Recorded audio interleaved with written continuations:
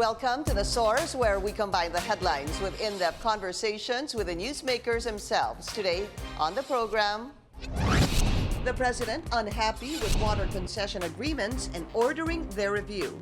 Ang kontrata napakatagilid na tagilid. China on its possible interference in the country's power supply. This is where the problem is. The government hasn't inspected, or the government has been prevented from inspecting. And the International Criminal Court set to complete its probe on alleged extrajudicial killings in the country. Ang aming aligasyon dito ay direkta niyang inutos ito. Widespread ba ito or systematic? Yes. National Union of People's Lawyers and Bayan Muna Chairman Neri Colmenares joins us live. And the most beautiful woman in the universe will be named. Can the Philippines win a back-to-back crown?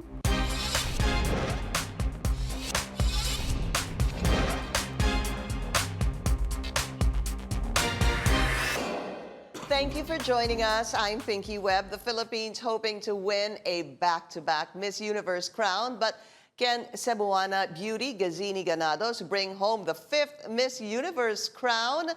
What are the qualities that would make her stand out in the Miss Universe 2019? And who are this year's strongest bets? Let's go straight to the source of the story. Pageant expert Adam Genato of Sash Factor. Adam, so good to see you again. And I know you're so nervous. Yes, nervous right now. Anxiously nervous and excited. Okay, because as we speak, Adam and I will tell you that 15 have been chosen so far from the top 20. From the continental and the selection. Philippines is not hasn't there. Been called out yet. So it's really making me agitated right now. And while we await that, siguro it's best for Adam to explain the selection process, yung per continent. Okay. So this year, just like last year, the Miss Universe organization is still implementing that continental selection for their top 20 final top 20 cut this year. So as we speak right now, 15 girls have already been selected from Asia and Africa region,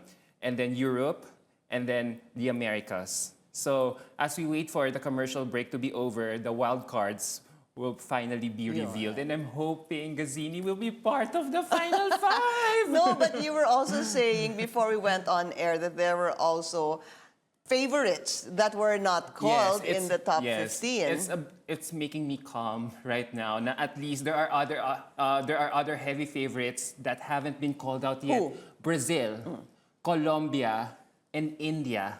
These 4 are really heavy favorites for the crown as well. So who knows, probably these 4 girls, Gazini will be in the same company with these girls in a little bit. Let's be positive about fingers that. crossed.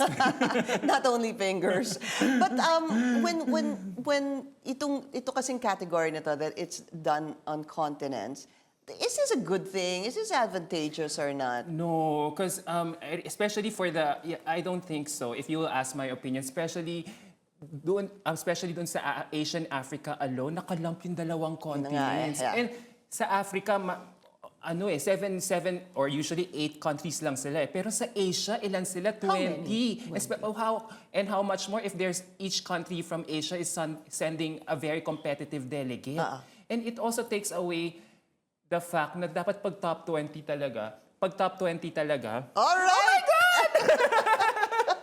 She made Breaking news here on CNN Philippines. Philippine vet Gazini Ganados enters the top 20 of Miss Universe 2019. She was included in the wild card group during the announcement made in Atlanta in the United States just, a minute ago or 30 seconds ago? Pasok, okay. Yes, you know what I really like about, clever din tong si Gazini, if you will notice right now. She's wearing a lavender Sherry Hill dress, and her color choice really makes her a standout in a good way. Kasi majority of the girls are choosing beaded, washed out colors, silver, beaded, gold. Siya, lavender. It's making her a standout. So good choice for her. She really knows how to play her game. Especially with her tan, body, tan colored. You know, she's so tan. You put lavender there. She's really gonna stand out. But that's what you need to do. You need to stand out with all those beauty queens beside you, around you, in front of you. Especially now that you're competing against 89 other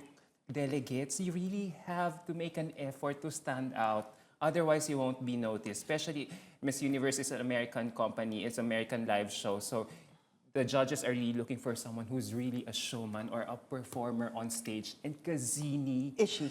is a performer on stage. If her performance in Binibining Pilipinas, as I've always been saying this, if her performance in Binibining Pilipinas will be an indication of how things will come later on, then for sure we'll be in for a fabulous show from Gazini. We're showing pictures of Gazini and also the gowns, such as this gown, Adam. What do you think of this? This is also It reminds me of her gown in Binibining Pilipinas, except that it's a different color.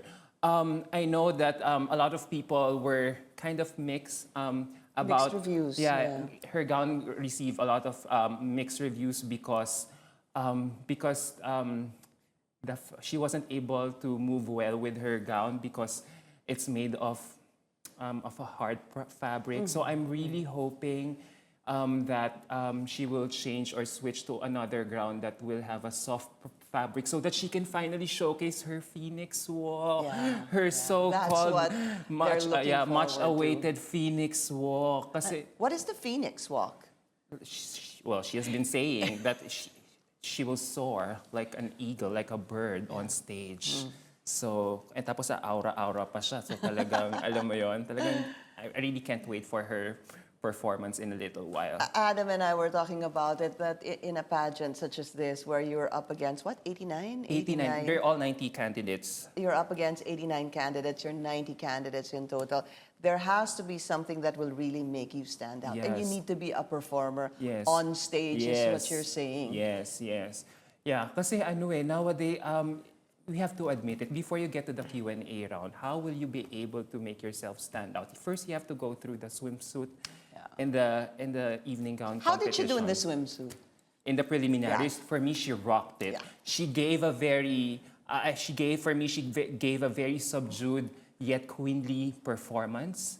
Because, pero still a lot of people were not happy about it because they were saying that Gazini lacked the energy during that time. But they really have to take into consideration, if you were watching the preliminary show 2 days ago, a lot of the girls before her during the swimsuit round were slipping on they fell. stage. Yeah, I saw that. So probably Gazini, I reckon, must be trying to be careful not to slip on stage.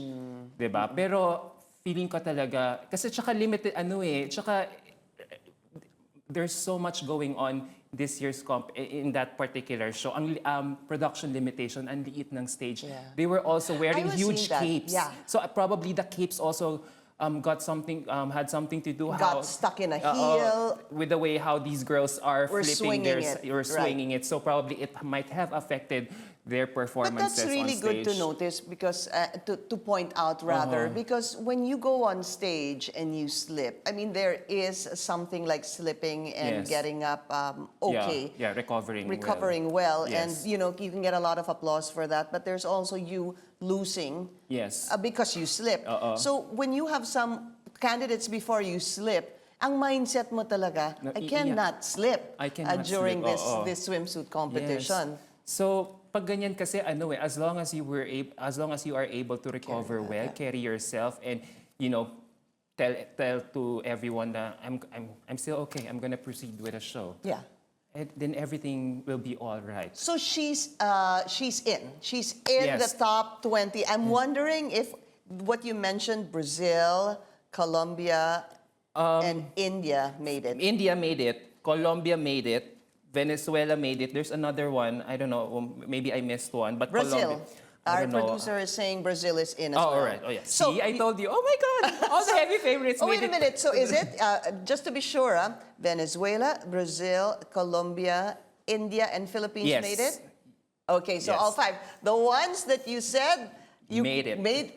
You In the end. Yeah, actually really made it. Probably, feeling ko talaga the organization is really trying to make, kasi these four girls have the huge fan base. So isa din posibleng maglaban four of na. the biggest fan bases in Miss Universe right now. So probably they did it for audience impact. Right. Save the best for last. Save ika the nga. best for last, and they made it there. We'd like to thank you, Adam, for joining us. Thank Yes. you, and of course, we'll continue to monitor the developments over there at the Miss Universe. Thank you.